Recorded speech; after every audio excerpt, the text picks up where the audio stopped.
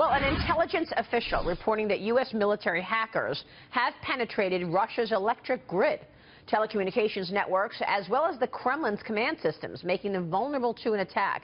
This is the latest American cyber weapon to fire back at Russia if the U.S. deems it necessary. Joining me right now is the former world chess champion and author of Winter is Coming: Why Vladimir Putin and the Enemies of the Free World Must Be Stopped. Garry Kasparov is with us this morning. Garry, good to see you. Thanks for inviting me. Thank you so much for joining us. So Garry, officials are expressing concern that Russia will use its cyber capabilities to disrupt the election. Do you agree, and do you believe this is a fair worry? I've been warning about it for a long time. Clearly, Putin has an interest. Russian propaganda machine has been supporting Trump. Probably there's more Trump on Russian television than Putin these days. Why? Look, there are many reasons. I mean, I'm sure Putin views Trump as the sort of ideal counterpart for his geopolitical agenda. And also, let's not forget, Trump, who is not famous for his consistency, has been regularly praising Putin and Putin's foreign policy, even undermining Mike Pence and other top Republicans. And also, we're yet to find out, go to the bottom of Trump's relations with, say, Russian oligarchs who rescued him in 2008 from the bankruptcies. And also, I would love to know more about Trump's visit in Moscow in 2013. He was there, Miss Universe, and we know how KGB can, work with people that have interest in. And do you think that Trump may not be able to resist his temptation to grab women by the intimate parts of their bodies in Moscow, and KGB didn't record a full motion movie about it? All right, let me push back on a couple of things there. Number one, the FBI told us last week, Jim Comey said they found no evidence of a connection between Trump and Russia, number one. Point number two, wasn't it Hillary who sold 20% of the U.S.'s uranium to a Russian company that was backed by the Russian government and then got $100 million plus into the Clinton Foundation? Isn't that the real relationship, Clinton-Russia? I feel sick when somebody asks me to defend Hillary. But there's only one good thing I can say about Hillary. We know exactly how bad she is. So it's almost transparent, all her wrongdoings. So money from Qatar, from other countries. So if she's elected, I think it will be very difficult for her to promote the interest of those donors because we know everything. My problem with Trump that we have no information about his potential connections with Russian oligarchs and other connections with Russia. Yes, FBI didn't find out, as Comey said, but did they look for it? Because it's not about just going to the servers, but it's also looking for the reasons why he was so consistent in defending Putin's foreign policy and freaking out American allies. In Europe, it's almost a state of panic.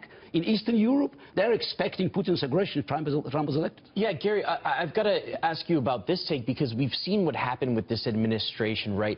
Vladimir Putin went into Crimea and took it with no recourse, and that is partially to blame on this administration, which she was a part of, and voting for her is another 4 years of that. She will just... I was one of the harshest critics of this administration. The problem is, Trump is now, if we do believe what he has been saying consistently against the advice of many of top Republicans, he's going not just to continue Obama's policies, but to actually turn them into kind of a grand bargain. Obama blundered Crimea. He blundered in Syria. I mean, Obama made so many mistakes.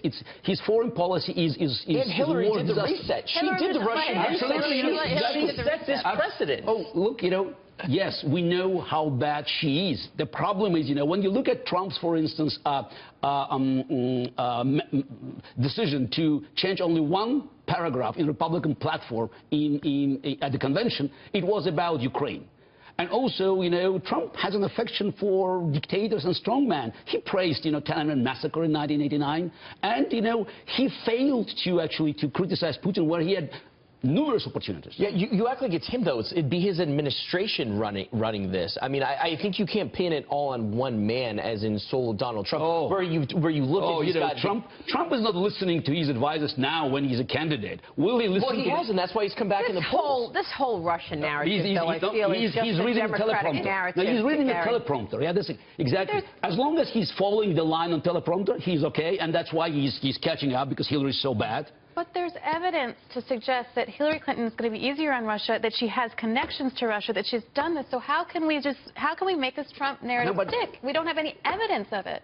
Yeah, this is why he's not releasing his taxes. This is, who saved him from bankruptcies in 2008? Well, what about Hillary's 33,000 emails? What about the pay-to-play situation at the Clinton Foundation? We can't leave this stuff in isolation. No, we're going to talk about Trump. We've got to look at Hillary as well. Absolutely. That's a problem.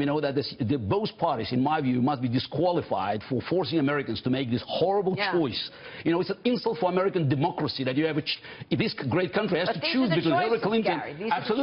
This is a choice. And again, I know how bad Hillary is, and I'm not comfortable with this, but I'm afraid that, if Trump is elected, the Constitution of the Republic could be in danger. But the distinction between Trump and Hillary, to many, is the fact that Hillary Clinton has been in a job where she was meant to represent the American people, and she instead acted in her own self-interest to enrich herself, and not only made decisions or was part of decisions that put America at greater risk, but then she used the job and hid information from the American people and then enriched herself. That's the distinction to many people, is she was there, she was paid by the American people, and she essentially took that money and stuck it in her pocket and then some. In my view, she's the second worst candidate in U.S. history. But unfortunately, she's lucky because she's running against Donald Trump. And my question is, why Vladimir Putin, KGB and Russian propaganda has been consistently supporting Donald Trump? And while we're talking about the possible disruption of U.S. elections, it's not just they want to just meddle with U.S. elections. They want to create chaos. And unfortunately, what Trump has been saying, it perfectly fits Putin's geopolitical agenda. Ask Europeans. Just ask people around the world, traditional American allies, who are terrified by a possibility of having Donald Trump. Yeah, they should also step up, though, because they've actually stepped back and they haven't held Vladimir Putin accountable as well. So they have themselves to blame. Well, Putin, you're talking about Estonians, Latvians, Lithuanians, Poles? No, I'm not talking about the Eastern Bloc. I'm talking about Germany, France. Vladimir Putin has built probably the most successful spying and lobbying network since Comintern.